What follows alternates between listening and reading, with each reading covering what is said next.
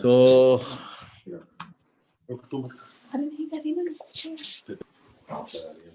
कोई नहीं.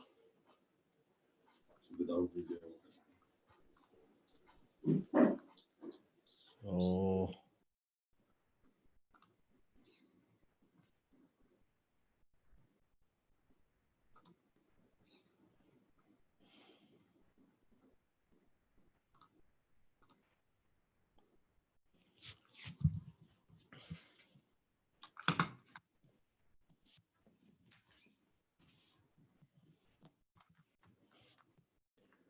Maharaj is. Can you all please mute yourself?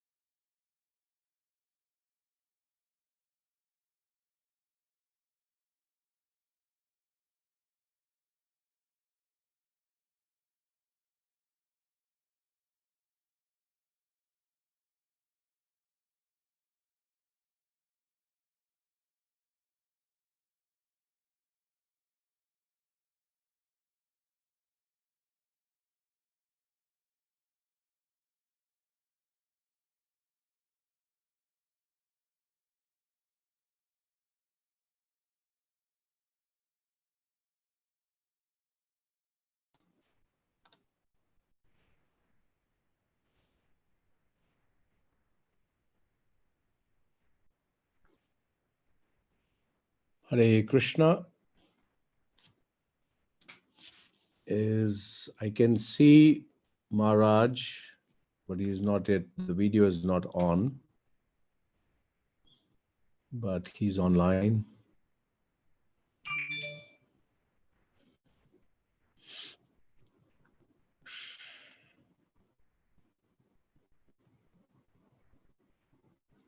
Ah, there he is.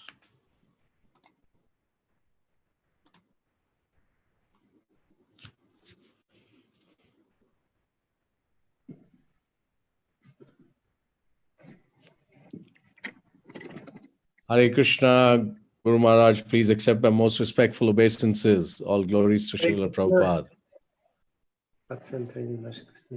Yeah, little bit of focus. Very, very nice to see you. How's your health? I can see you. Well, it's okay. It's getting better gradually. Mm-hmm. Was not so good. Yeah, and yes. Jai. His Holiness Bhakti Vijnana Goswami Maharaj ki. Jai. So, Hare Krishna to all the assembled Vaishnavas and Vaishnavis. We are extremely fortunate to have His Holiness Bhakti Vijnana Goswami Maharaj back with us. Though certainly he has had some health issues, but nice to see him. And we all pray to Lord Nrsingadev to accord him good health and a speedy recovery so that he gets back to shape. Without further much, we'll proceed ahead with our structural review of Srimad-Bhagavatam. So I thank Maharaj and all the assembled Vaishnavas and Vaishnavis on behalf of the School of Vedic Studies for participating and continuing to participate in these wonderful sessions. So Maharaj, over to you. Hare Krishna and thank you. Thank you. Om Namo Bhagavate Vasudevaya. Om Bhagavate Vasudevaya. Om Namo Bhagavate Vasudevaya. Om Namo Bhagavate Vasudevaya. Om Namo Bhagavate Vasudevaya. Om Namo Namo Bhagavate Vasudevaya. Narayanam Namaskritya Naram Cheva Narottamam Devim Saraswatim Vyasam Tato Jayamudiraye Nashta Prayashva Bhadrishu Nityam Bhagavata Sevaya Bhagavatuttama Shloke Bhaktir Bhavati Naistiki Yam Pravrajantam Anuphetam Apeta Krityam Dvaipayana Virahakatara Juhava Putreti Tanmayatayo Tarago Vinedus Tam Sarva Bhuta Hridayam Munimanatosmi. So as you, I hope, remember, we are studying Srimad-Bhagavatam with some review of the cantos of Srimad-Bhagavatam in connection with the general design of Srimad-Bhagavatam, which is to prepare us to understand the 10th canto of Krishna Charita properly. 10th canto of Srimad-Bhagavatam is the essence of Srimad-Bhagavatam, culmination of Srimad-Bhagavatam. But to understand the 10th canto properly is not so easy due to different problems, anarthas within our heart. These anarthas create certain doubts within us. This connection between the anarthas and doubts are very, very important to understand. Whenever we have doubts, it's a result of certain attachments which may not be even known to us. Most of the attachments are like the down part of the iceberg. We can only see the conscious part of our problems, but there are much more problems within our subconsciousness. And in Srimad-Bhagavatam, Srila Sukadeva Goswami, while describing different stories, helps us to understand or to overcome all these unwanted problems which are there within our heart, and ultimately give the space within our heart which will help us to understand the 10th canto of Srimad-Bhagavatam. So in this scheme of Srimad-Bhagavatam, the 6th canto of Srimad-Bhagavatam plays a very special role because most of the Puranas define Srimad-Bhagavatam by saying that this is the story, this is the Purana which contains the story of Vritrasura, which is within the 6th canto. And out of all the stories, it's not Krishna's story, which is taken as the definition of Srimad-Bhagavatam. Ironically, or it's not so easily understandable because we all know when we speak about Srimad-Bhagavatam, that's the story of Lord Krishna in the 10th canto. But all the Puranas which give definition of Srimad-Bhagavatam Purana, they're unanimous by giving Vritrasura story, or Vritrasura Vada story, rather, the story of killing Vritrasura, as the hallmark of Srimad-Bhagavatam, as the characteristic, lakshana, specific distinguishing characteristic of Srimad-Bhagavatam. So that's why understanding of this 10th canto and the essence of, oh sorry, not 10th canto, 6th canto is very important. Anyway, I will read 2 verses from this section of Srimad-Bhagavatam about killing of the demon Vritrasura. And these 2 verses are immediately preceding the prayers of Vritrasura, which constitute the essence of this story, Vritrasura Vada story.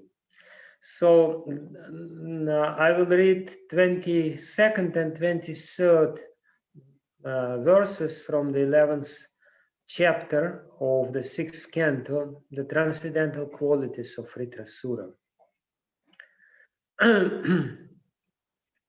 Pumsam kilaikanta diyam svakanam yaksampado devi bhuman rasayan narati yadvesha udvega adhir mahat kalir vyasanam samprayasa. Pumsah, unto persons, kila, certainly, ekantadiya, who are advanced in Krishna consciousness, svakanam,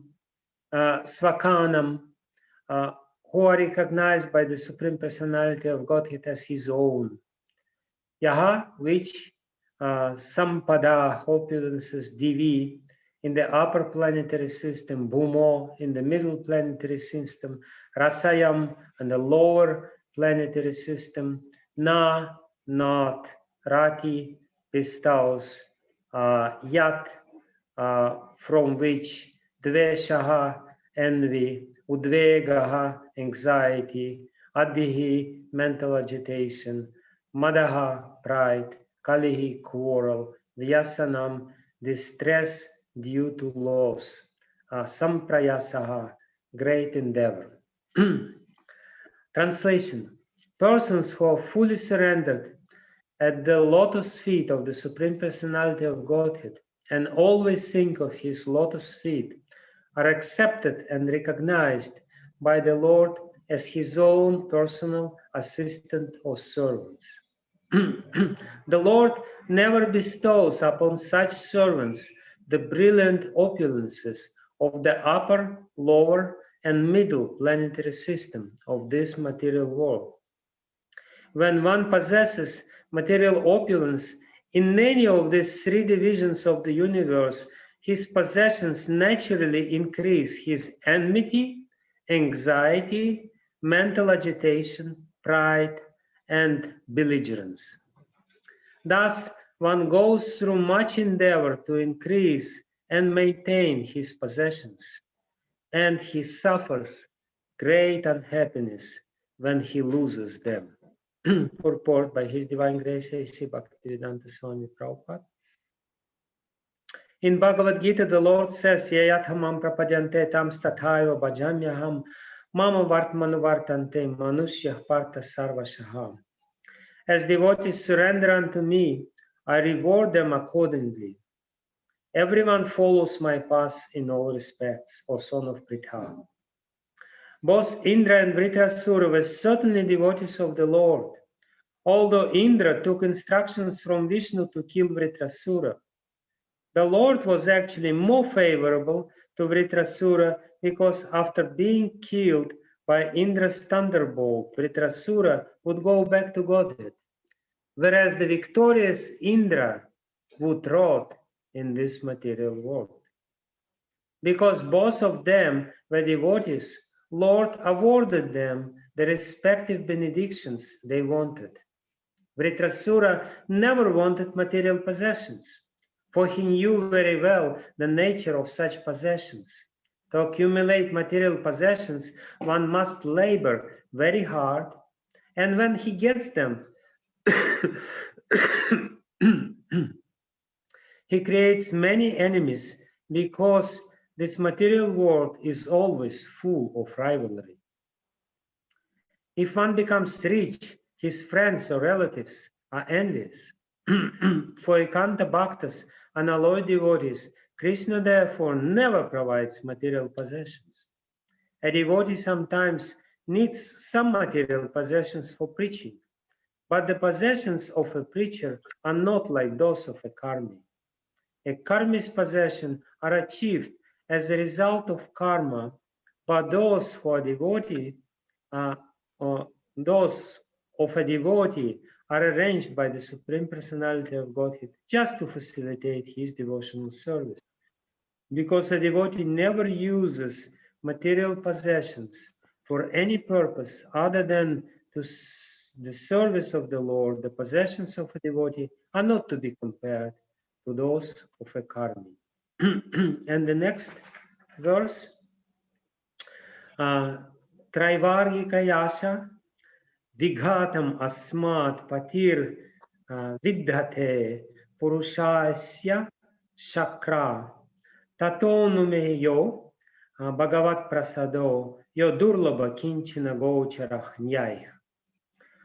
O Lord, our Lord, the Supreme Personality of Godhead, forbids his devotee to endeavor uselessly for religion, economic development, and sense gratification. O Indra, one can thus infer how kind the Lord is. Such mercy is obtainable only by unalloyed devotees, not by persons who aspire for material gain. Purport. There are four objectives in human life, namely religiosity, dharma, economic development, artha, sense gratification, kama, and liberation, moksha, from the bondage of material existence. People generally aspire for religiosity, economic development, and sense gratification, but a devotee has no other desire than to serve the Supreme Personality of Godhead, both in this life and in the next. The special mercy for the unalloyed devotees is that the Lord saves him from hard labor to achieve the results of religion, economic development, and sense gratification. Of course, if one wants such benefits, the Lord certainly awards them. Indra, for example, although a devotee, was not much interested in release from material bondage. Instead, he desired sense gratification and the high standard of material happiness in the heavenly planets. Vritrasura, however, being an unalloyed devotee, aspired only to serve the Supreme Personality of Godhead. Therefore, the Lord arranged for him to go back to Godhead after his bodily bondage was destroyed by Indra.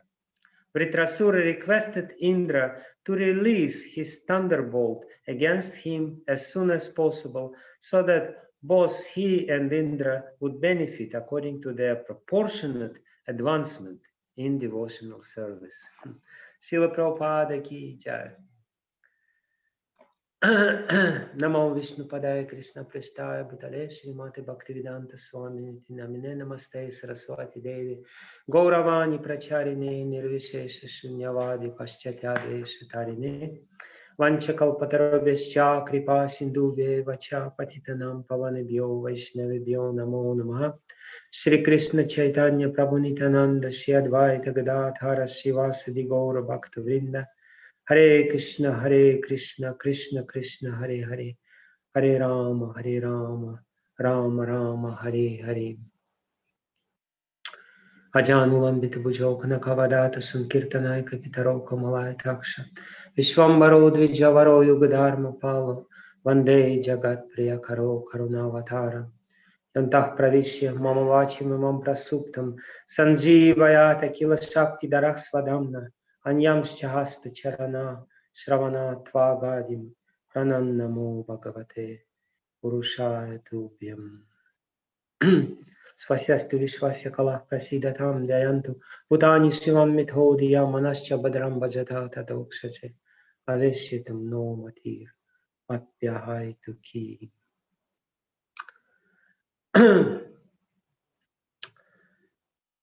So we will try to give the essence of the teachings of the sixth canto of Srimad-Bhagavatam because, as I said, it constitutes the Lakshana, special feature of Srimad-Bhagavatam, according to the Puranas, which give the definitions of different Puranas.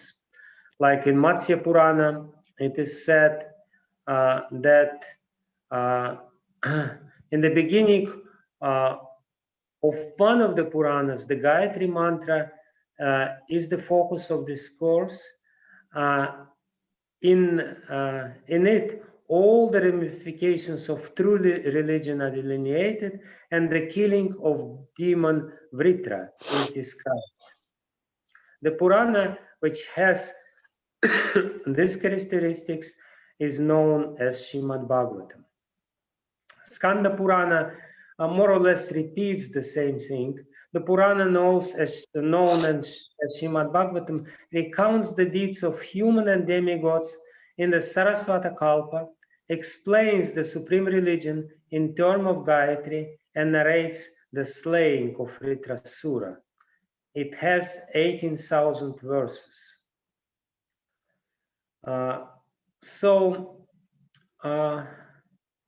In these two verses and a couple more verses from Puranas, this Vritrasura Vadha is being described as the essence of Srimad-Bhagavatam.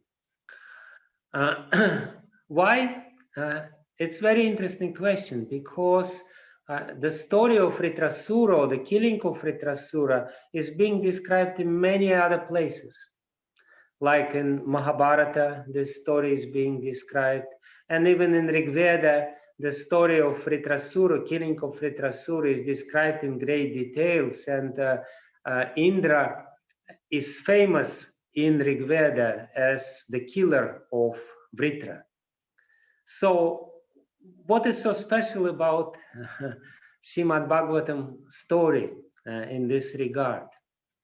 First of all, in the other Puranas, and in particular in Mahabharata, this story is told in a different way, in a different manner. The story which is being told in Mahabharata is that Vritrasura is a powerful demon, and Indra is pondering how to kill him, and Lord Vishnu appears to Lord Indra and says, you know, you become his friend, and you betray his friendship, and you kill him by using the foam from the ocean. So it's basically, if we study carefully this story is the story of treachery, as it is told in Mahabharata. But in Srimad-Bhagavatam, there is a completely different twist of the story. And therefore, Srila Jiva Goswami explains in Priti Sandarbha why it is the Lakshana of Srimad-Bhagavatam, the story of Vritrasura. He says, because in the story of Vritrasura, the purity of love is depicted in the most graphic way. The message of Srimad-Bhagavatam is the message of love. And it is described, the love of Godhead, and it is described in many different ways, in many different stories. But there is a special flavor about description which is given in this Vritrasura Vada. Why? Because first of all, Vritrasura is a demon. Second of all, because he is expressing his love right there in the middle of the battle, which is not a very common place to express love. Usually, the battlefield is the place to express hatred. And he's about to kill, or whatever, he's about to be killed by Lord Indra. But at this very tragic moment of his life, the innermost feelings which are there within the heart, very sincere feelings, come out as his prayers. And these prayers is the essence of the message of Srimad-Bhagavatam. What is the purity of love? One can ask legitimately the question, why it is not the love of gopis which is being described as the most pure. And as we know, the ideal of purity of love is the love of gopis. So Srila Jiva Goswami explains in Priti Sandarbha that the love of gopis is more or less it's a ready-made. It's eternal. It's already there within the heart. Whereas the story of Vritrasura describes how to obtain this purity of love, despite of all the difficulties, despite of all the problems which he had to undergo. And therefore, it's very instructive for us. It's extremely instructive for us because it teaches us how we can obtain the same level of purity of love. That's the difference, and that's why this particular story and the sixth canto in particular are being chosen as the hallmark of the message of Srimad-Bhagavatam. So, having said this,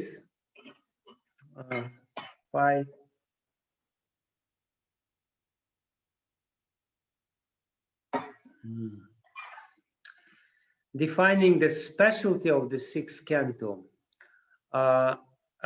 let's consider all other stories which are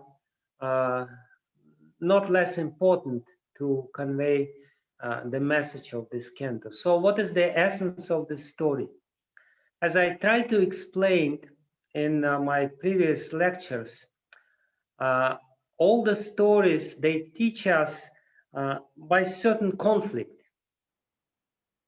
Like in the third canto of Srimad-Bhagavatam, there is definitely a conflict between Hiranyaksha and Varahadev. And Hiranyaksha and Varahadev, they symbolically represent certain mentality. Goswami. Can you mute your microphone? Otherwise, I only hear my name, which is, of course, very pleasing, but not the topic of this discussion. So, as I explained, that Srimad-Bhagavatam is conveying certain message through these conflicting stories. In the third canto, it's the conflict between Hiranyaksha, the greedy mentality, exploitive mentality of human beings, and the mentality of sacrifice, the spirit of sacrifice, which is symbolized by Lord Varahadev. And there are so many conflicting stories in the fourth canto of Srimad-Bhagavatam, but specifically the conflict between Daksa and Lord Shiva, the spirit of attachment represented by Daksha, this Vedic attachment, Vedic way of life, which makes one attached to opulences and to well-being in this material world, and the spirit of renunciation. So this clashes there in the fourth canto of Srimad-Bhagavatam. And the fifth canto of Srimad-Bhagavatam we studied last time. In the fifth canto of Srimad-Bhagavatam, there is an external borders or margins which are delineated or defined according to our psychophysiological conditions, and how to be within this boundaries and at the same time develop internally. And there is also some sort of conflict in case of Maharaja Bharata, who is engaged in renunciation but internally becoming attached. So this fourth, this sixth canto of Srimad-Bhagavatam is also a depiction or description of different conflict or different mentality. That is the mentality of a pure devotee with the mentality of a mixed devotee. So it's a very, and therefore also it's a very important topic in Srimad-Bhagavatam, in Padma Purana, where the metaphor of Srimad-Bhagavatam with the human being, or the body of a human being is, or the body of the Lord, the form of the Lord is being described. And the sixth canto is the heart. It's the chest, and the chest is the place where the heart is. So the essential point of this sixth canto of Srimad-Bhagavatam, and that's why I have chosen these two particular verses and purports, is the conflict between the pure devotion and mixed devotion. Because oftentimes our mentality is like this, that we think that, well, pure devotion is nice, but mixed devotion is not bad either. We kind of lean or have the tendency towards this mixed devotion, because we do want to have devotion, we are devotees, but at the same time we do not want to lose the opulences and niceties of this world and the good things of this world. So the very important message of the sixth canto of Srimad-Bhagavatam is that these two positions in the world are incompatible, and therefore they're being depicted as Indra and Vritrasura and how they're fighting, and from the very beginning they're being depicted as the conflict between Yamadutas and Vishnudutas.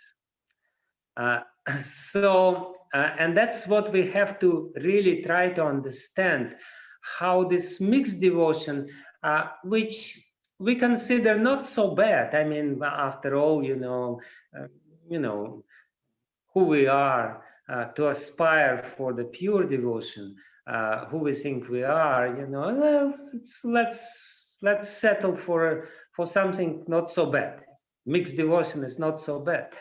But Srimad-Bhagavatam says categorically, no, it's bad. Don't settle for it. Don't go for it. It will be a tragic mistake if you somehow or other mix pure devotion with the mixed devotion, or try to, to practice devotion which is not so pure. So that's why, again, this message of the sixth canto is extremely important. Again, because the tendency, the very strong tendency within the heart is there to settle for some sort of mixture when it comes to devotion. So when we take this sixth canto of Srimad-Bhagavatam, of course, the first story, the story of Ajamil, as we habitually say, but in reality, if we study deeply this story is not the story of Ajamil. It's a story of Ajamil, yes, but in reality, this story is the story which occupies three first chapters of the sixth canto of Srimad-Bhagavatam, is the story of Vishnudutas and Yamadutas, their conflict.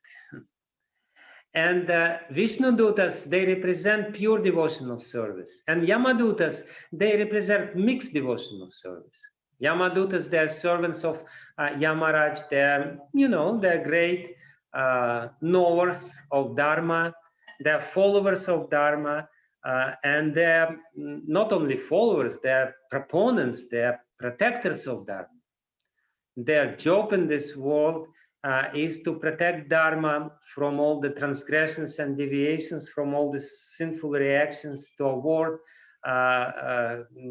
punishment for those who are violating Dharma.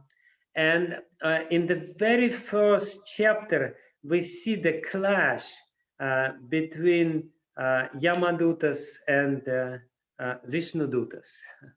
And Yamadutas, they have their right, they have their position, they try to prove very solidly that they are correct. But Vishnudutas could care less. Vishnudutas, they represent, symbolically, not symbolically, they actually, they translate or transmit, they express the philosophy of pure devotional service. How pure devotional service is much more powerful than any sinful reactions within this world. Therefore, these three first chapters are there. In the first chapter, we see the story of Ajamil, and of course the story of Yamadutas. When Yamadutas, they explain why they are right and why they have come to take this soul of Ajamil. In the second chapter, we hear how Vishnudutas, they actually glorify the pure devotional service. How they say that this is, that you're talking nonsense actually. That all your description, they are not applied in case of Ajamil, because Ajamil, somehow or other, at the end of his life, he performed pure devotional service, and therefore all his sins were absolved immediately, completely. And then, of course, Yamadutas, they go back to Yamaraj, and they have a conversation. They're very bewildered. They are completely, you know, they are flabbergasted. They don't know what happened. How that happened? Who dared to challenge their authority and the authority of Yamaraj, on behalf of whom they were doing this? And Yamaraj is explaining to them the glory of devotional service. So when we study this sixth canto, what is most important, which we should really understand, is the psychology. Because, as I said, each and every canto of Srimad-Bhagavatam describes certain clash of psychology, which is the clash within us, within our heart. So if we go deeply within our heart, we will see the same sort of conflict. We will find out this conflict, because one part of us is completely with Vishnu, with Yamadutas. This part of us says, yes, we have to be very careful. We have to lead very pure life. And, you know, devotional service is nice, but, you know, just in case, we shouldn't commit any sinful activities. And we kind of subconsciously,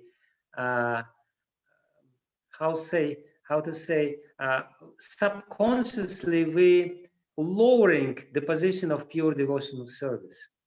We do not have this complete faith in pure devotional service. That just by saying Narayan at the end of the life, everything is finished. No atonement, nothing else. You know, it's quite unbelievable. If we really go deep within our heart, we will understand that there is some doubt within our heart. Is it really enough just to chant the holy name, to chant the holy name purely? So, and that's the essence. And if we study carefully this position, two positions of Vishnudutas and Yamadutas, we will see a very glaring difference between these two positions, or between these two mentalities. First of all, let's compare this. If we take Yamadutas, the first thing which is there, they believe in karma. They think that following karma, following some piety is necessary and ultimately is necessary to be successful in bhakti. It's very interesting that Vishnu Dutas, both Vishnu Dutas and Yamadutas, they believe in bhakti. Yamadutas, they're not karmis in the proper sense of the word. They're mixed devotees, but they think that to achieve success in bhakti, one has to follow some pious rituals and some protective measures and this and that. Only then one can achieve success in bhakti. So that's a very, very important mentality. And Vishnu Dutas, they say, forget it. You're wrong. This is a mistake. Don't place your faith into all these karmic rituals, because ultimately they will fail you. And this is one of the topics of the 6th canto of Srimad-Bhagavatam, how the performance of all these karmic rituals ultimately will have no effect, whereas the pure devotional service is very powerful. So Vishnu Dutas don't believe in karma. They only have faith in bhakti. Yamadutas, they believe in karma, and they think it's necessary to mix certain karma, certain piety with the bhakti to achieve success in bhakti. And ultimately, this is very clearly follows from this initial chapters of the 6th canto of Srimad-Bhagavatam. Yamadutas, they don't know real dharma. They don't know the law of dharma. They don't know Bhagavad Dharma. Their understanding of dharma is very mixed. And therefore, their understanding of dharma, they have certain understanding of dharma. Mixed devotees, they have some understanding of dharma, but their understanding of dharma within the modes of material nature. Very often we can see this contamination within our heart when we rely on sattva gun. And we say that it is sattva which will save us, the sattva which will purify us, and so on and so forth. So it's very important internally within our heart to understand the power of devotional service, not formally, not theoretically, but on the level of Ajamil. Ajamil was actually the recipient of the mercy of Vishnu Dutas because he heard their stories. And it's interesting also, there is another very interesting mentality is that Yamadutas, they think that Yamaraj is the supreme ruler, and everything is being under his command or under his control. But you know, Vishnu Dutas, of course, they know that his sphere of control is limited. And another, and of course, there is another important trait in mentality, whether we should depend on atonement or not. You know, of course, Yamadutas, they're great proponents of this atonement theory, that you can only be purified if you atone. And we can see in the same 6th canto of Srimad-Bhagavatam, Indra atones for his sins, makes prayaschita, makes atonement for his sins, to purify himself from the sins.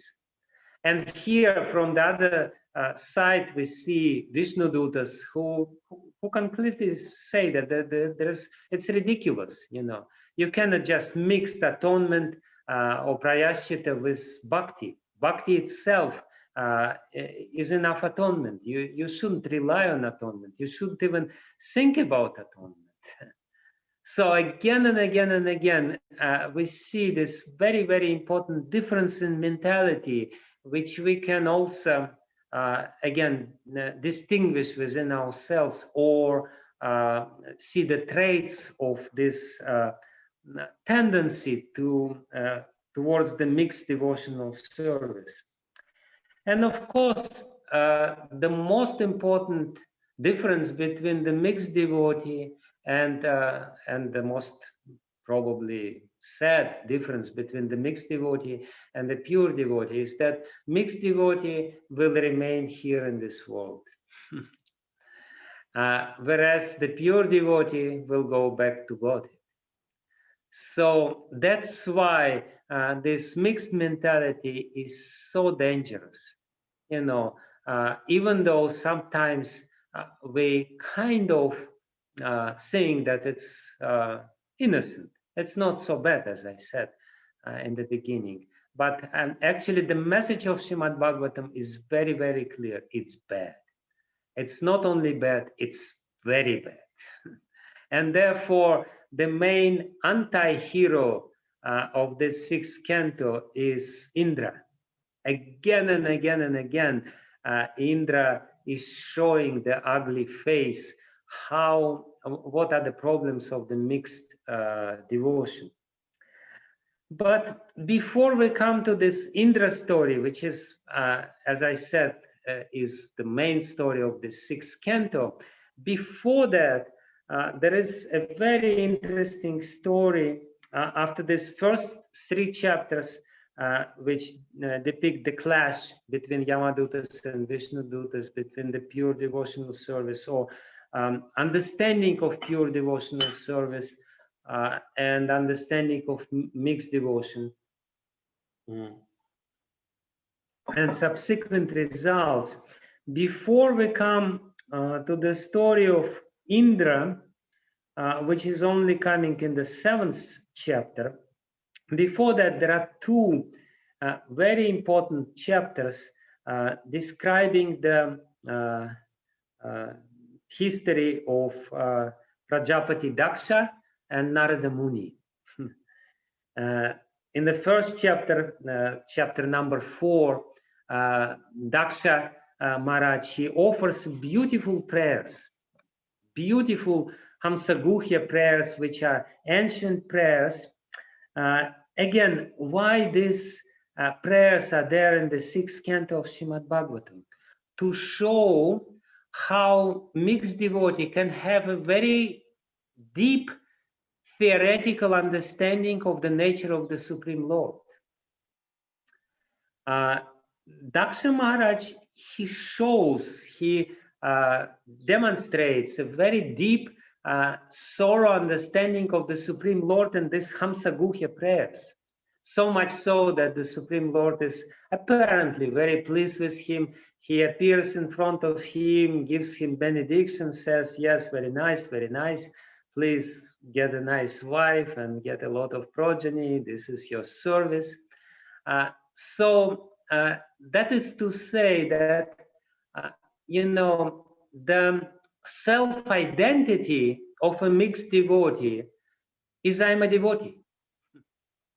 As much as we have this self-identity, as much as we say I'm a devotee, but Srimad-Bhagavatam wants to really distinguish between the mixed devotion and the pure devotion. And basically, Srimad-Bhagavatam wants to say that if you're a mixed devotee, don't call yourself devotee. You think you're a devotee, but actually you're not. And therefore, after this Hamsaguhya prayers, where Daksa Maharaj is expressing his understanding of the Lord, and the Lord gives benediction, now the real clash again comes into the Srimad-Bhagavatam, clash between Narada Muni, who is the representative of pure devotion, and Daksa Maharaj. So, again, let's not underestimate the depths, the very deep roots of this mixed devotion within our heart. And the most interesting part of it, we of course know the story that Daksa Maharaj, he produces 10,000 sons and they go perform austerities, and Narada Muni comes and says, nice boys, completely being spoiled by all this mixed devotional mentality of his father, and their whole life will be spoiled. these nice boys, they will spoil their life because they inherit from their ancestors, from their family traditions, all this mixed thing. And he, of course, preaches to them. He tells them allegorical story, and they understand that what we're doing. We're going into deep hole in the earth, from where there is actually no coming out. This whole story is very interesting because Narada Muni is explaining how one can easily get entangled into karma, and how by getting entangled into karma with all the karmic rituals and all the desires to purify from this karma and that karma, how this is actually a completely vicious circle, and there is no coming out from this vicious circle. You cannot really break this karma.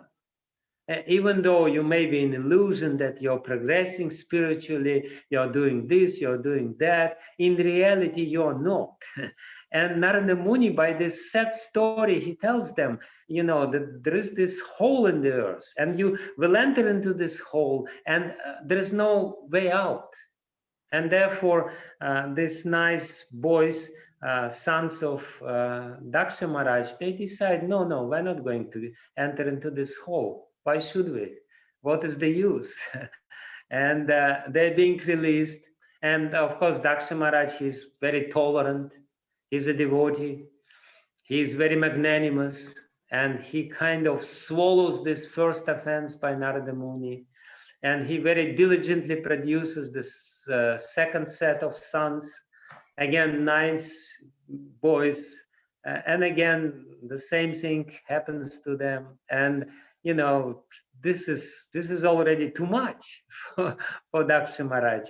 And then on the top of it, Narada Muni, who is very compassionate, goes directly to him. After, you know, committing this aparat against Daksa Maharaj and his Grihamedi mentality, his Griha Vrata mentality, against his ideals, against his values, very important values. So he goes right to Daksa Maharaj. And so now Daksa Maharaj, he doesn't have any limitations within himself. He just burst. And I really recommend you to carefully study the curse of Daksa Maharaj. Because if we see the most graphic conflict between the two mentalities, it's being depicted by the words of Daksa Maharaj. Of course, Narada Muni is silent. He doesn't answer anything. It's just Daksa Maharaj, he's just, you know, he's trembling and he's spitting out very cruel words, and he's offending Narada Muni. But by the way of offending him, he, by the way, depicts how the mixed devotees look at the pure devotion. And he says, you're a hypocrite, you create enemies, enmity, you are imposter. You know, doesn't it sound very familiar? When we see a pure devotee, sometimes we can hear this voice of Maharaja Daksha within our heart. You know, when we see somebody who is a pure devotee, and then we get this irritation within, and we say, he's a pretender. He's dressed in this saffron and he's doing all kinds of nonsense, and I'm a real sadhu. It's amazing how Daksa Maharaj, he says that I'm the real sadhu, I'm grihastha, I'm living very pure life, I'm following everything, and all this renunciation is just nonsense.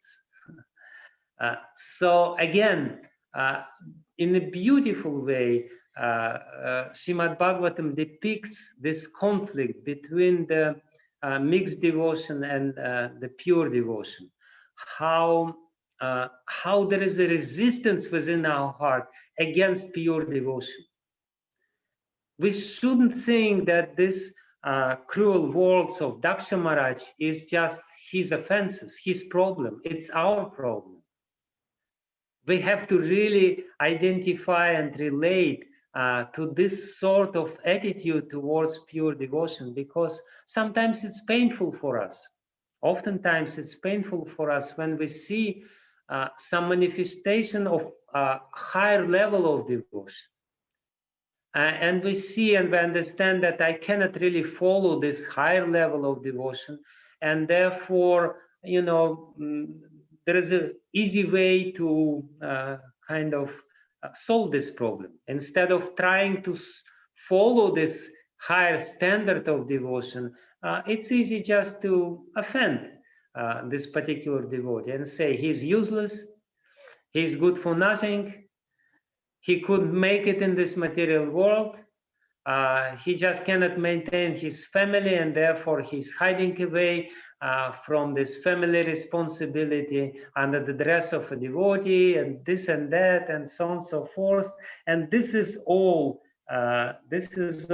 what we see in very kind words of Daksa Maharaj towards Narada Muni. You know, and you know, he says that devotees are cruel. He looks at Narada Muni and says, devotees are very cruel. Devotees defame the Supreme Lord. Daksa Maharaj, he protects the reputation of the Supreme Lord. And he says, all these useless devotees who are traveling around, preaching and converting other people and, you know, bewildering other people, they're just defaming the fame of the Supreme Lord. I'm protecting the fame of the Supreme Lord, being such a pure Paka devotee. And they're shameless, and they break friendship, and they create enmity, and then very interesting argument again to get deep within our heart and to understand what's going on there. It's that he says, Daksa Maharaj says that knowledge itself brings detachment, not the changing of the dress. Isn't it also a very familiar argument which we hear, that you shouldn't change your position, you shouldn't change your dress, you know, just develop your knowledge and the detachment will be there. Yes, detachment will definitely be there, but it will also manifest externally. Narada Muni gave knowledge to the sons of Daksa, and they developed detachment. So again, as I said, it's quite a painful exercise to read this sixth canto of Srimad-Bhagavatam and to see what's going on. And then, of course, at the end, Daksa Maharaj, he says, if you offend Grihastha once, you may be forgiven. I'm so tolerant. I didn't curse you first, but now I'm cursing you. You will be always in this position. So anyway, again, as I said, Srimad-Bhagavatam very instructively gives us understanding about our internal problems. And then this is two chapters, the chapter 5 and chapter 4 and 5. And then the sixth chapter is the progeny of the daughters of Daksa. And in the seventh chapter of the sixth canto of Srimad-Bhagavatam, the real story, the main story of the sixth canto starts. And again, it's a story not only of Vritrasura, it's mostly a story of Indra. Even though we say that the sixth canto is a story of Ajamil, it's the story of Yamadutas. We oftentimes say that the sixth canto is the story of Vritrasur. It is a story of Vritrasur, but it's more a story of Indra. How this attachment is not actually beneficial. And one very important beginning lesson of this story of Indra in the seventh canto, seventh chapter of the sixth canto of Srimad-Bhagavatam, this is the beginning of the whole story when Indra offends his guru. That's a very grave element or grave important story of this sixth canto. Why? Because again, it betrays the psychology of mixed devotion. You know, for a pure devotee, relationship with the spiritual master is of utmost importance, and they are value in itself. Srila Prabhupada, he often would depict this pragmatic mentality towards Guru. In case of Mayavadis, you know, there is this little story when Prabhupada was walking in the Juhu beach, and he had some difficulties in climbing over some, you know, sand dune or whatever. And one of his disciples gave him the hand and dragged him up. And when he was ultimately up, he kind of, beat the disciple by hand and say, I don't need you anymore. And then Prabhupada said that this is how he depicts the mentality that, yes, I need Guru. For what I need Guru? To achieve my ends. It's not, relationship with the devotion, with the spiritual master for the sake of the relationship. It's relationship for the sake of getting something, of extracting something from the spiritual master. And therefore, when this whole story about Indra is being described in the sixth canto of Srimad-Bhagavatam, it starts with this. Because, if you achieve something from your spiritual master, you don't need him anymore. And Indra, he achieved. He is opulent, he is being glorified, and having spiritual master in the midst of glorification, and that's the beginning of this whole story. Indra is sitting there in the heavenly planets, and everyone is glorifying him, and he's enjoying this, and all of a sudden his spiritual master comes and spoils his fun. Indra is so happy, he's in the pinnacle, experiencing the pinnacle of his glory, and then somebody superior comes and spoils the whole fun. Because if superior comes, you have to bow down, you have to become humble, and who wants to be humble? Definitely not us. Definitely not mixed devotion.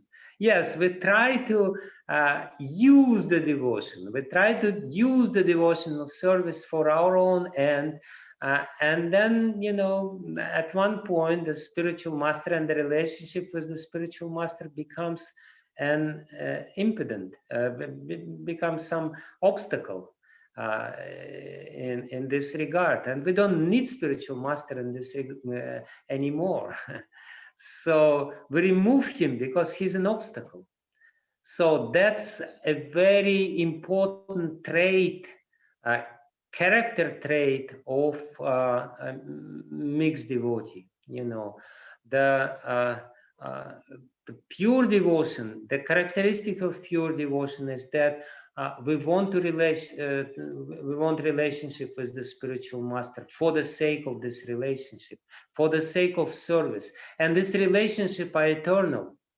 Guru Mukha Padma Vakya Chitete Koriya Kya. Janme Janme Prabhu say, you know, he is my master, Lord and master, life after life. That's a very important thing. That's a very important part of pure devotional service. And then not only this, what we will see, of course, Indra immediately becomes remorseful. It's not that the devotee doesn't know how he's supposed to behave. Devotee knows this. But at the same time, he cannot really do anything. He cannot really overcome this tendency. This tendency is very strong. I want to enjoy independently. And therefore, you know, the relationship with spiritual master don't help in this regard. You know, he's just, you know, it's counterproductive to what I want to achieve. But what is most important, if we take this message of sixth canto very carefully, it starts with this envy, deeply rooted and hidden envy towards spiritual master, and this envy grows and grows and grows without limit. That's the problem. If you don't check it, if you don't kill it in the inception, if you see this mentality within yourself and you don't kill this mentality, what will happen? First, you offend your spiritual master, who is Brihaspathi. Then you accept another spiritual master, Vishvarupa, and then you kill another spiritual master, Vishvarupa. And that's exactly what we see. Sometimes we see devotees, they accept spiritual master, then reject spiritual master, they accept somebody else as a spiritual master, they reject somebody else as a spiritual master, and it goes on and on and on. So that's the mentality which is being described here in the sixth canto of Srimad-Bhagavatam, how this envy grows without any limits within the heart if it's being unchecked, and how this how this mentality manifests, and you know what happens with Indra. Indra first offends Brihaspati, then he kills Vishvarupa, then he kills Vritrasura, and he knows Vritrasura is a pure devotee. He kills Vritrasura, and then before that he kills basically Dadichi Muni. Of course, Dadichi Muni commits suicide, but on request of Indra. This is how it goes. This is this development or devolution of consciousness. You achieve a very high position. Position of a mixed devotee is a very high position. It's a very fortunate position in one sense. But if you keep this mixture unchecked, then this is what's going to happen.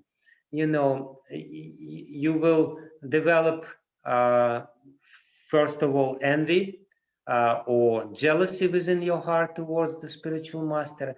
Then you develop cruelty. You really, you know, Indra doesn't think twice by killing Vishwarup. Vishwarup is his spiritual master. Vishwarup gave him Narayan Kavacha. Vishwarup gave him mantra. Vishwarup gave him everything, you know, for slight offense, for hint of an offense. For some little threat that his position as enjoyer will be somehow or other compromised, Indra kills Vishwarup. And then, you know, he suffers the reactions of this. And as I said again, instead of devoting himself to pure devotional service completely, he undergoes this atonement. He undergoes different purificatory ceremonies to get rid of all these sinful reactions. And it's very interesting.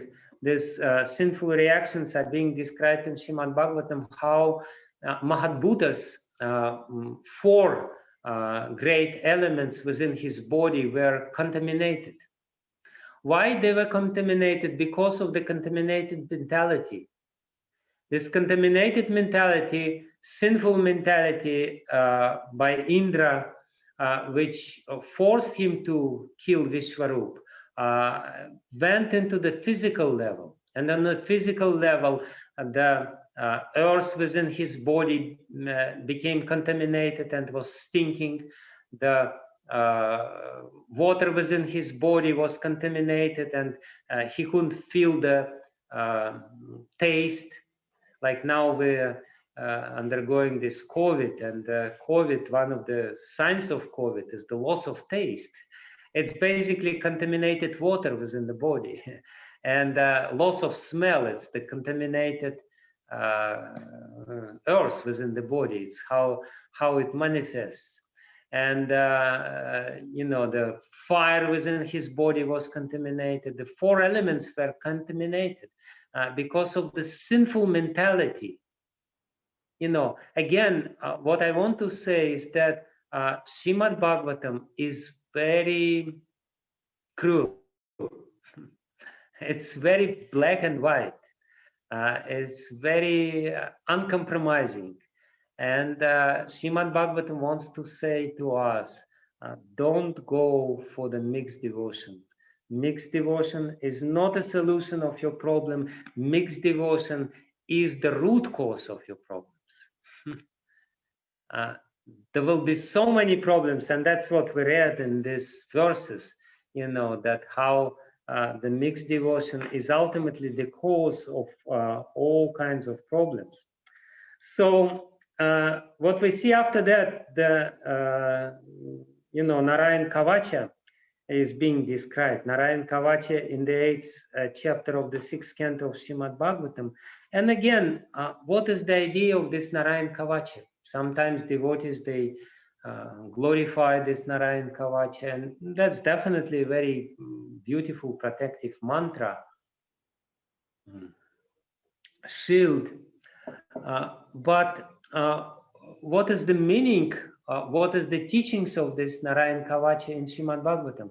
Thus, Shukadev Goswami teaches us this Narayan Kavacha to tell us that we should chant this Narayan Kavacha. No. Shukadev Goswami says this is the mixed devotion. When you want only protection from the Lord, you don't want the Lord. You don't want the Lord himself. You only want to exploit the Lord by you know, protecting you, by giving you protection. So again, this Narayan Kavacha, and then the last chapter of this 6th canto is this Pumbasana ritualistic ceremony, describes what people who have mixed devotion do. They worship the Lord. They worship the Lord with this Narayan Kavacha. They worship the Lord with this Pumbasana ceremony. But what is the use? What is the purpose of it? Just to achieve their own end. And ultimately, it's not glorious. Ultimately, you will remain here and you will rot here in this material world. If you don't change this mentality, which is the main teaching of this 6th canto of Srimad-Bhagavatam. And then chapter 9, demon Vritrasur appears. And again, as I said, and Indra accepts all the sinful reactions. And as I said, one of the very important teachings is that, yes, there is all these recommendations in the Vedic literature. Narayan Kavacha, Pumbasana, all these atonements which Shiva underwent, the sacrifice which Tvashta did to create Vritrasur. But what is the result? Result is nothing, zero. That's the result. All these glorious rituals which are glorified all over Vedic literature, ultimately Srimad-Bhagavatam wants to say they're useless. They don't work. They really don't work. You know, Tvashta committed little mistake in pronunciation, little, not even in pronunciation, in accent. Little, you know, this Indra Shatru, he pronounced not like Tatpurusha Samasa, but like Bahuvrihi Samasa. And that's it. You know, little mistake. If you don't know exactly, totally, completely Sanskrit grammar, and you try to do all these rituals, zero. And at the same time, Ajamila, he was sinful till the end of his life, and then he said Narayana, and he went back to God. Of course, after performing some devotional service in Hardwar and everything else.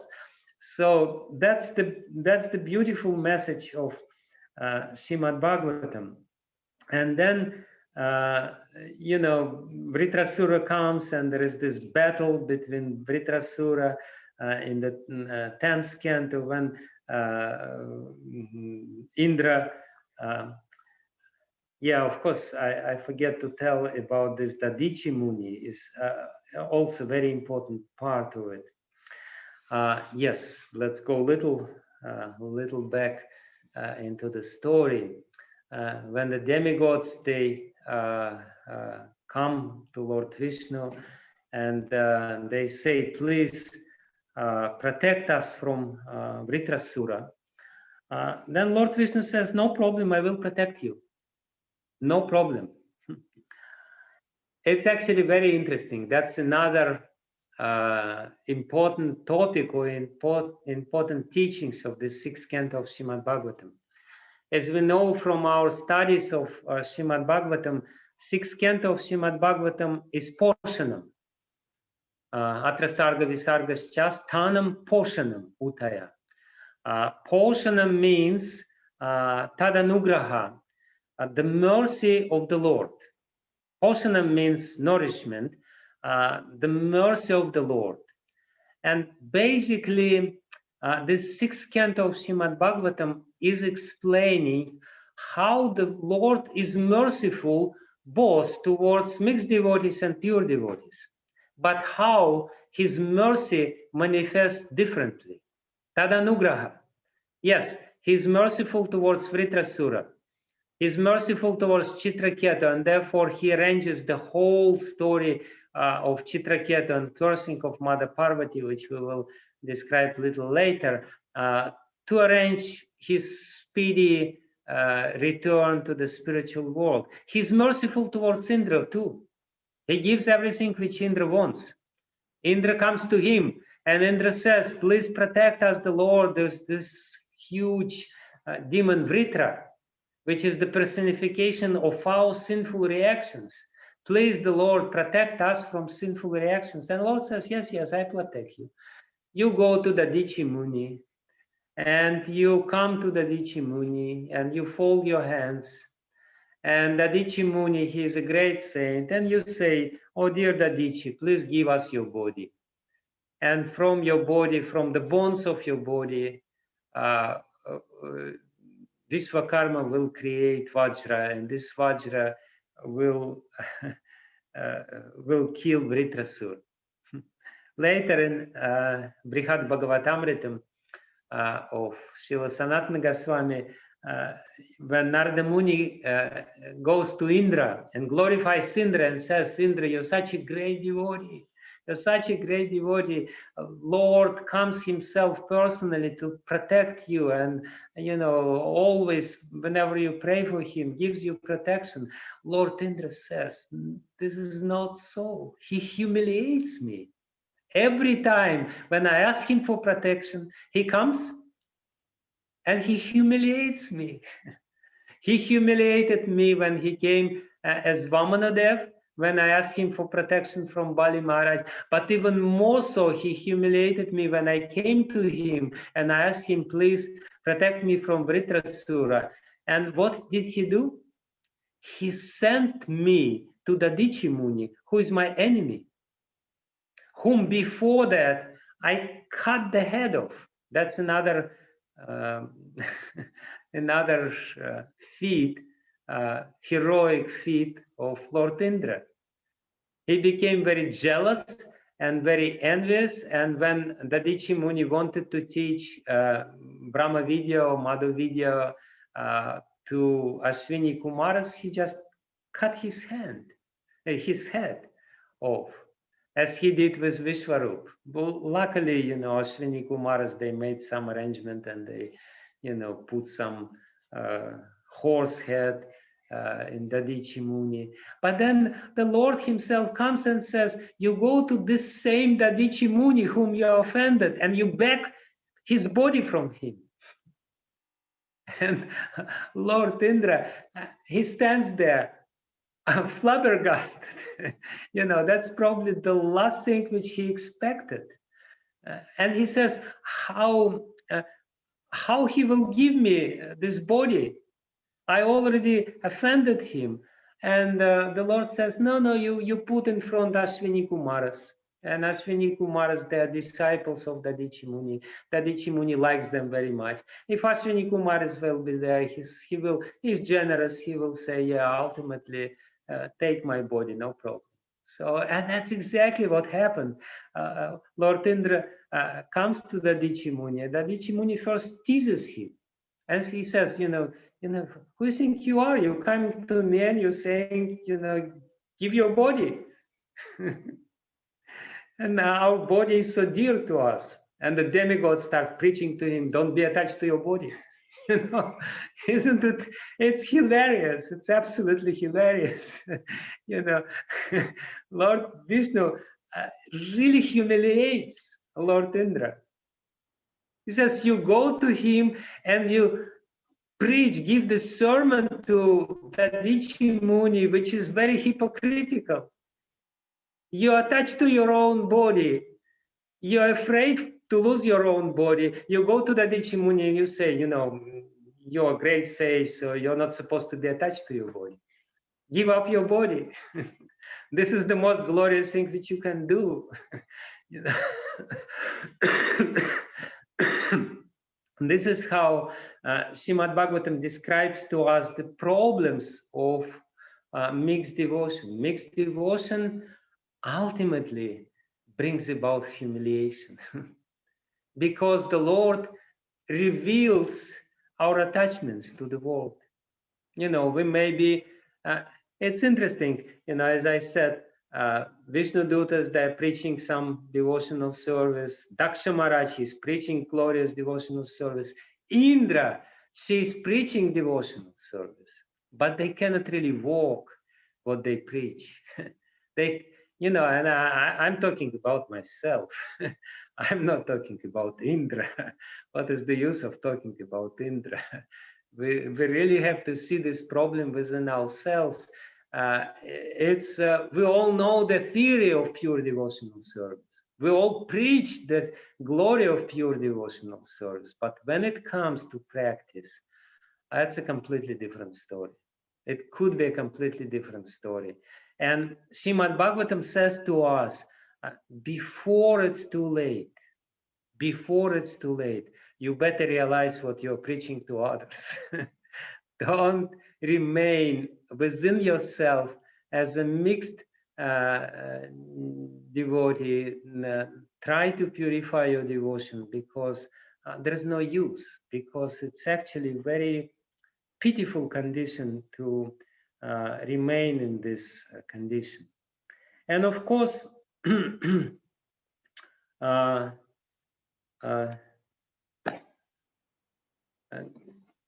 this, let me repeat this verses which we read. It's actually very interesting. This is what Vritasu says, because in these two verses he explains the difference between the pure devotion and the mixed devotion. Person who fully surrenders at the lotus feet of the Supreme Personality of Godhead and always thinks of his lotus feet are accepted and recognized by the Lord as his own personal assistant or servants. In other words, those who are trying to be pure, the Lord recognizes them. You're mine. There is no difference between you and me, and I will protect you. I will be for you all the time. Lord never bestows upon such servants the brilliant opulences of upper, lower, and middle planetary system of this material world. When one possesses material opulences in any of these three divisions of the universe, his possessions naturally increase: enmity, anxiety, mental agitation, pride, and belligerence. So this is exactly what this sixth canto is teaching us. If you want to be a mixed devotee, no problem. Krishna will reciprocate with your desire. He will give you whatever you want, but you please know what you are asking for. You are asking for enmity, anxiety, mental agitation, pride, and belligerence. This is what is coming. Dvesha, envy, udvega, anxiety, adhih, mental agitation, madah, pride, kalih, quarrel, vyasanam, distress due to the loss. So that's an inevitable result, which the sixth canto is explaining to us. This is what you get.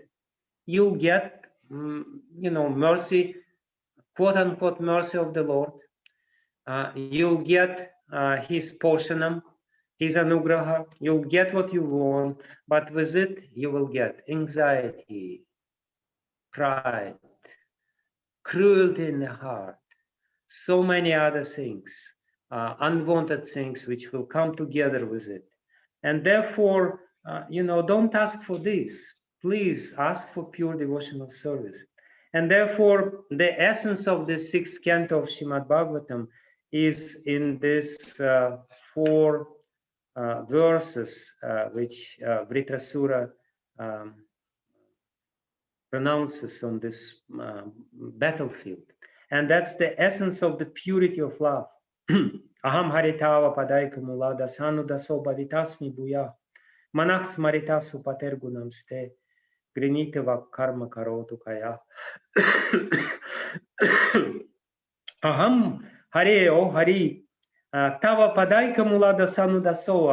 I'm dasa anudasa of let me become dasa anudasa of your pada mula. Manach smaritasu, let my mind always remember about your qualities. Smaritasu patergunam ste, asu pater, O Lord of my life, or somebody who is completely ruling my life. Let me always remember about your qualities. Grinitevak, and glorify this by my words. Karma karotu kaya, and let my body will do some service to you. Nanaka prishnam na chaparameshtyam, na sarva bhumam, na rasadi padyam, na yoga siddhira punarbhavam va, samanjasa tva virahaya kangshe. He says, I don't want anything. I don't want naka prishtam. I don't want this position on the higher planetaries, parameshtyam on the planet of Lord Brahma.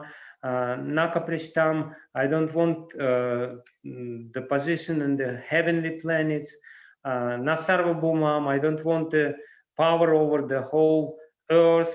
Narasadi padyam, I don't want the lower planetary system. Nayoga siddhir, apunarbhavam va, I don't want even liberation. Samanjasa tva virahaya kangshe. The only thing which I want I want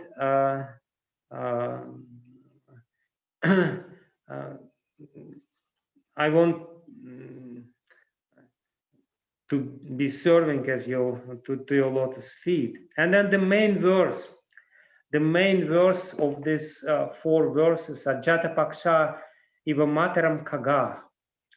What's happening in this verse? It's very important for us to understand, because again, this is how Srimad-Bhagavatam or Sukadev Goswami reveals what was in the heart of Vritrasura, the purity of his love. He says, I don't want anything. I only want to serve. I want not even to serve you. I want to become the servant of the servant. Dasanu daso bhavitasmi bhuya. And then he's trying to express in this 26th verse to find the words how to express the purity of his love. What is his love? And he does not come to the ideal expression immediately. He just feels this attachment within the heart, and he gives 3 consecutive comparisons, metaphors. How I love you. Ajata Paksha, not even how I love you, how I want to love you. Manora Vindaksha Didriksha Tetvam, how my mind wants to love you. So he doesn't say myself, he say my mind. Mano Ravindaksha Didriksha Tetvam, how I want to see you, because he says, when he says my mind, why he says my mind? Why he doesn't say I want to love you? Because when I say I want to love you, there is certain artificiality in it. This is more or less intellectual position. I want to love you in this and that way. But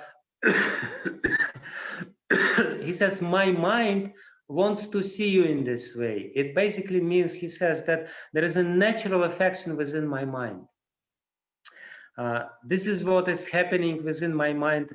It is attached. How it is attached? Ajata Paksaiva Mataram Kaga.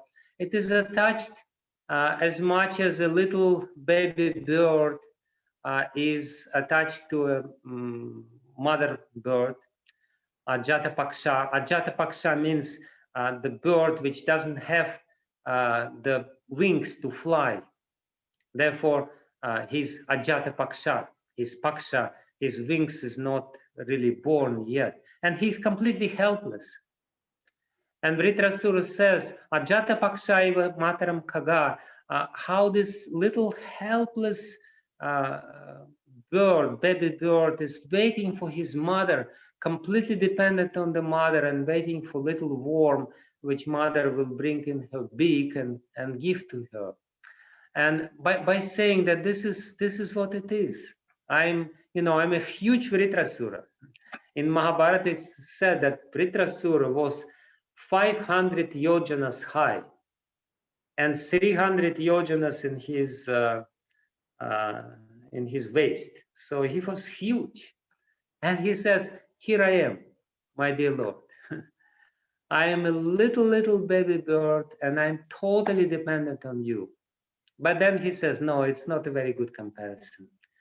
Because, this baby bird only wants the worm, not the mother herself. And therefore he gives the second comparison. Stanyam yatha vatsatarah sudartah. Like little vatsa, little calf, little baby calf is wants to have stanyam, the udder of his mother cow. Stanyam yatha vatsatarak sudartha, to nourish himself, to give. And that's a better comparison, because mother cow may go out on the fields for long hours, and then the baby calf is waiting for her and always think only about her, not about anyone else. He just wants to reciprocate with her and to taste her love. But then he says, no, this is not a good comparison either. Because when the calf grows up, he more or less forgets his mother.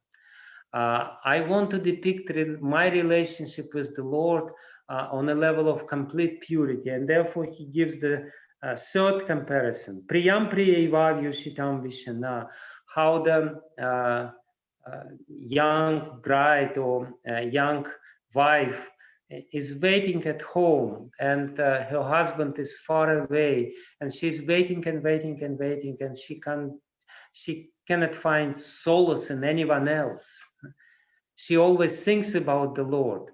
So basically what Vritrasura is describing, how he always thinks about the Lord. And that's the description of love. What love means? Love means I always think about the one whom I love. And I always think about how we meet with each other and what I will do. And ultimately he's satisfied with this third comparison. You know, the husband will come home after long, long travels, and I will come and I will embrace him, and I will serve him, and I will feed him, and I will caress him and massage his feet and everything else. And that's how he is, how Sukadev Goswami is describing his love. And that's in the middle, as I said, in the middle of the battle, when Indra is about to kill him. And he preaches to Indra first. And he says, oh, Indra, you know, why you don't believe in the words of Lord Vishnu? Lord Vishnu wants you to kill me. He gave you this Vajra. Kill me, kill me, kill me. And then all of a sudden he forgets about Indra. He forgets about everything else. It's the moment of complete silence. And in this silence, he tells these stories, these prayers, these 4 prayers. And in the last prayers, he says that actually, I don't even deserve to be with you. If I want to ask you something, give me the friendship of your devotees. Mamotama shloka janeshu sakyam, samsara chakre brahmatam swakarma bih, asakta chitasya nanatha bhuyat. Let my mind will be only attached to your devotees, and I don't want to have anything else, any other attachment to my body, to wife, to children, to anything else. I just want to be attached to you and to the service of your devotees. So that's the culmination, and that's exactly why this is the characteristic of Srimad-Bhagavatam, because Srimad-Bhagavatam, in this very graphic example, shows what does it mean to have pure love, and how glorious it is to have pure love, and how rare it is to have pure love, and how inglorious it is to have some sort of mixed relationship with the Lord, and how many problems it creates. And then, of course, naturally, after that, you know, then the 12th canto is Glorious Death of Vritrasura. And for 1 year, Indra is working hard to cut off his arm and head, and, you know, it's really... But Vritrasura is already long before he's in the spiritual world. And then Lord Indra is afflicted by sinful reactions, how this personified sin is chasing him, and he's hiding and trying to understand how he's fallen. You know, it started from little offense of his guru and went to this Maha apparat, to the pure devotee of Vritrasura. And then the King Chitraketu story is there. And in one sense, King Chitraketu's story to a greater extent belongs to the next canto. I will explain this when we will describe the summary of the 7th canto. But the essence of the story is how pure devotion can come within our heart. Because it's not enough to glorify the pure devotion, it's also very important to understand how the pure devotion, where it's taken from, where it's coming from, and how one can develop the pure devotion. And then, of course, Mother Parvati curses King Chitraketu to become Vritrasura, and he accepts very nonchalantly, very peacefully this curse of Mother Parvati, and Lord Shiva glorifies the pure devotion of Chitraketu. And then the last two chapters are also very instructive, as I said, because the 18th chapter, Diti vows to kill King Indra, and the 19th chapter, performing the Pumbasana ritualistic ceremony, is again futility of all these rituals which are based on devotion, but at the same time not constitute pure devotion. But also there is another very important teaching in these chapters, especially in the chapter number 18, Diti vows to kill King Indra. That's the rivalry which is always there between the mixed devotees. Mixed devotees, and this is what we unfortunately can see within ISKCON. We have so much rivalry. You know, I'm better, not I'm better. My guru is better, not my guru is better. This and that. So that is depicted in Srimad-Bhagavatam itself. If you are pure devotee, no envy, no rivalry. You just, you know, the only thing which you want, you just encourage others. You know, like Vritrasura encourages Indra, do your devotional service, kill me, do it. You know, no rivalry. They're right there in the battlefield. One wants to kill, and Vritrasura feels absolutely no envy, no rivalry. He's just happy, and he says, you know, just remember, Lord Vishnu himself gave you this benediction. So remember about this benediction and kill me. But then when it comes to relationship with other mixed devotees, oh no, it's not so peachy. It's not so nice.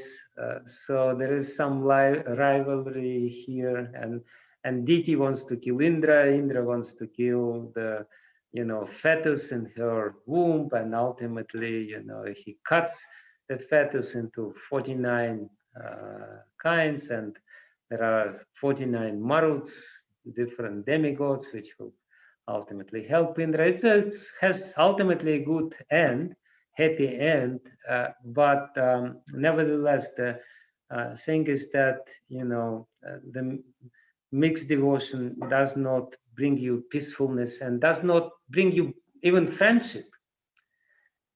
Mixed devotion will never end up in cooperation. Therefore, Prabhupada said, your love towards me will be proven by the way you cooperate with each other, because cooperation means love. Cooperation means pure love. And when there is no pure love, there will be rivalry, there will be all kinds of competition, there will be all kinds of problems. And that's the message of the sixth canto. Therefore, sixth canto is extremely important for us to understand that the pure devotion service is something which we should strive for, and we should be very careful about this different sprouts of mixed tendencies, which we will try to remove from the very beginning. So that's my little message today in our seminar, the sixth canto of Srimad-Bhagavatam. What is the point of it? Thank you very much. Srila Prabhupada ki jai. His Holiness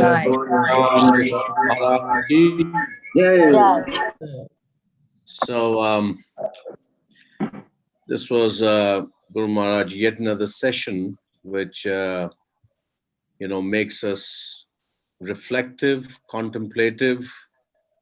But today's session was pretty much with, you hit the nail on the head, and brings about, it's kind of a mirror that this canto, through your exposition, you have put a mirror in front of us. So thank you again for this wonderful session. We have a lot to contemplate upon, reflect upon, and most importantly, practice. We will now go to the questions that we have.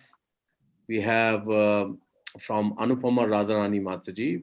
Guru Maharaj, if it's okay, this is not one question, but two questions from her. Yes, no problem. Okay, so we have a question.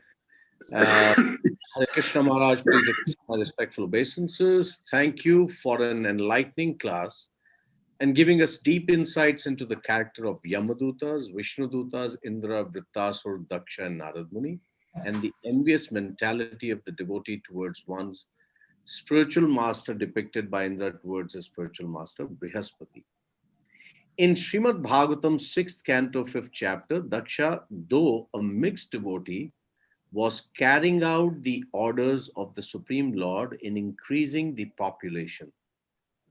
Does not Narada's preaching to and having the Hareshwas and Savalashwas give up the idea of Grihasthashram and interference with the desire of the Supreme Lord himself? That's question number one.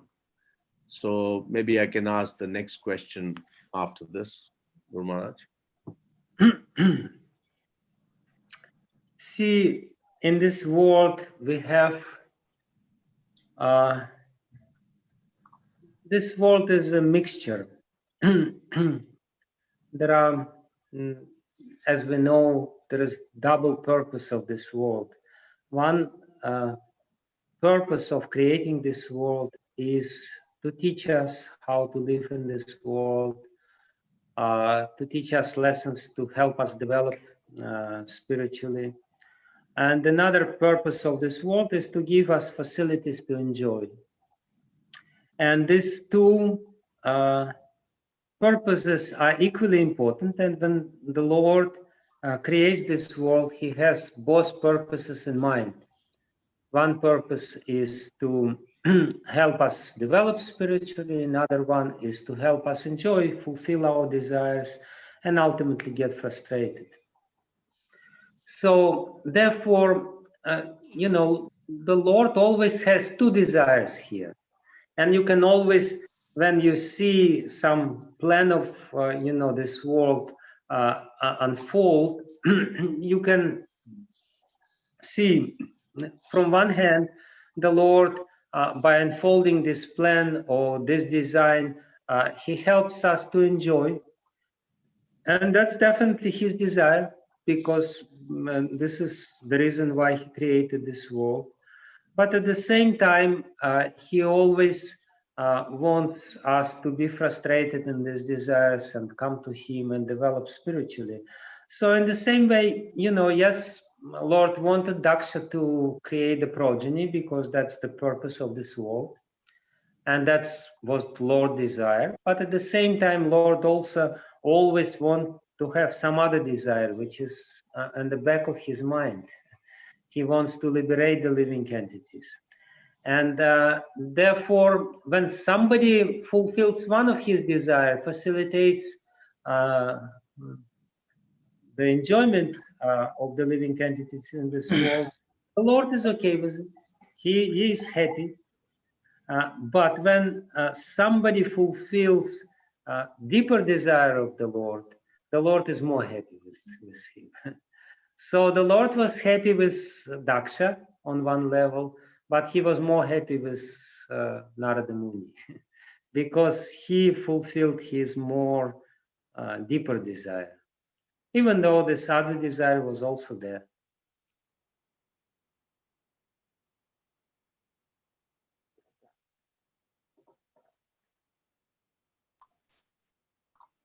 Hare Krishna. The next question is, what is the ultimate destination of a mixed devotee? since whatever progress one makes on the path of bhakti is never lost, what happens to such devotees? Do they return to the spiritual kingdom after having fulfilled their material desires? Oh, well, if they're lucky enough and they fulfilled all their desires, which is very difficult, then they return. But usually they will remain for some time here before they develop the pure devotion. They will have another chance, there's no doubt about it, especially if they have association with the pure devotees. Yeah, they will have a chance to regret about their mistakes, like Lord Indra. He's regretting about his mistakes, but at the same time, he's too attached.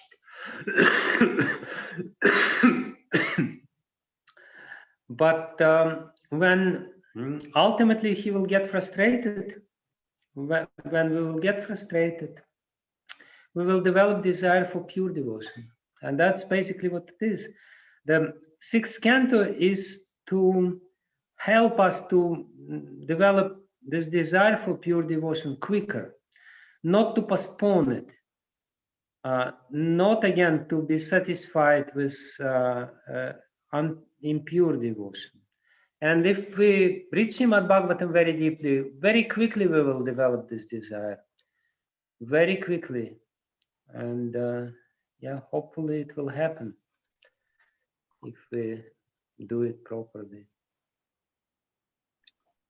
Thank you, Guru Maharaj. And the last part of her question is, why did Indra fight Vratasu? Was he a threat to Indra? Was it what? Why did Indra fight Vratasu? Was he a threat to Indra?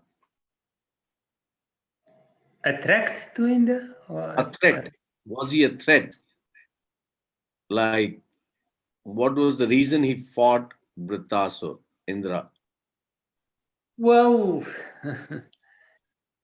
Vritrasura was a dangerous demon, and he was really, first of all, he wanted to take over the heavenly kingdom, but he was dangerous demon. He wanted to kill Indra. In the battlefield, he was saying that, you know, you are such a demon to Indra. You killed my brother, Vishwarup, and you killed your guru. And, you know, he wanted to, it was serious. There was, you know, in this battle, somebody has to die. And it so happened that Vritrasura died and Indra survived. But ultimately, Indra had to do it. And therefore, he is glorified as the killer of Vritrasura. It was dangerous for the whole world because Vritrasura was a demon. But deep in the heart, he was a pure devotee.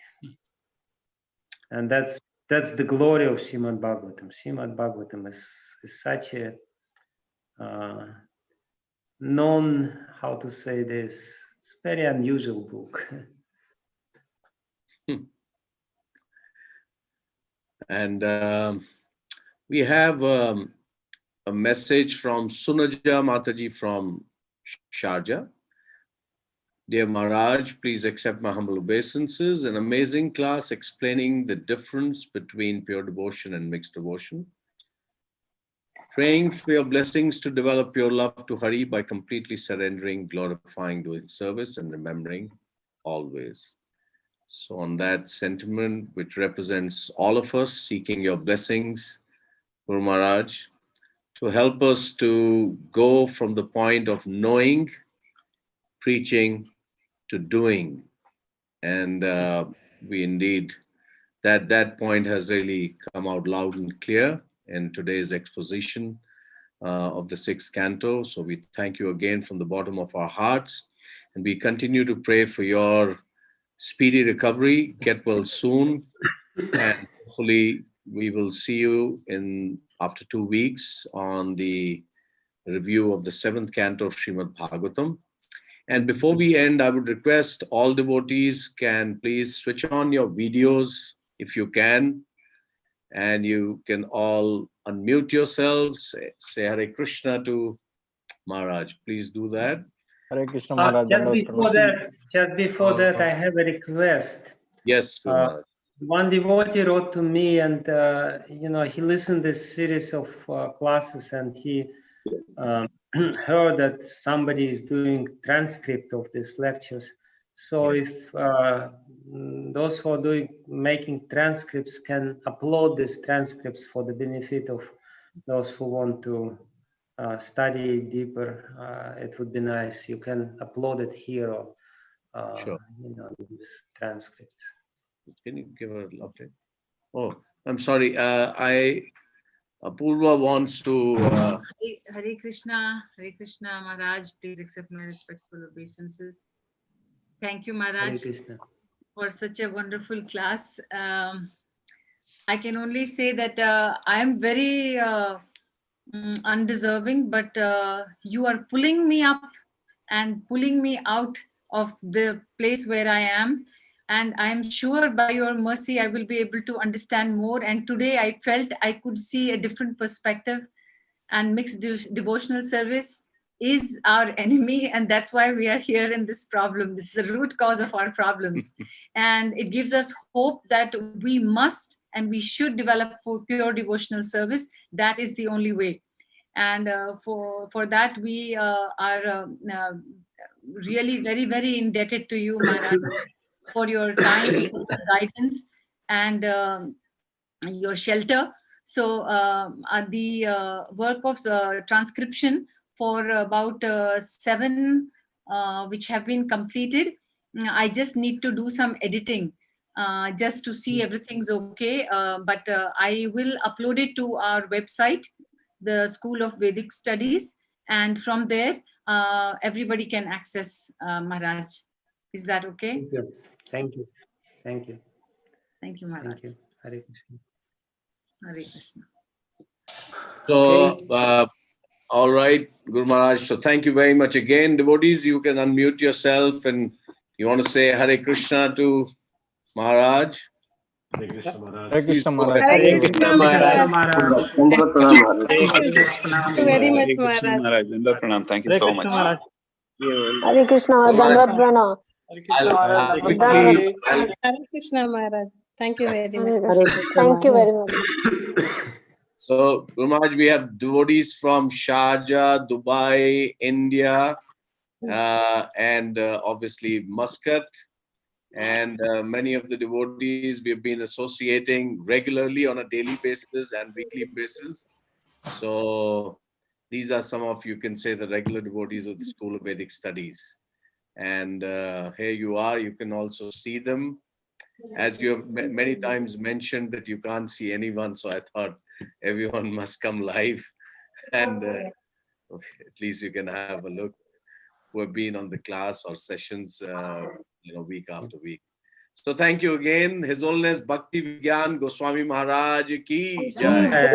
His Divine Grace Srila Prabhupada ki jai. Thank you all, everyone. Hare Krishna. Hare Krishna. Hare Krishna.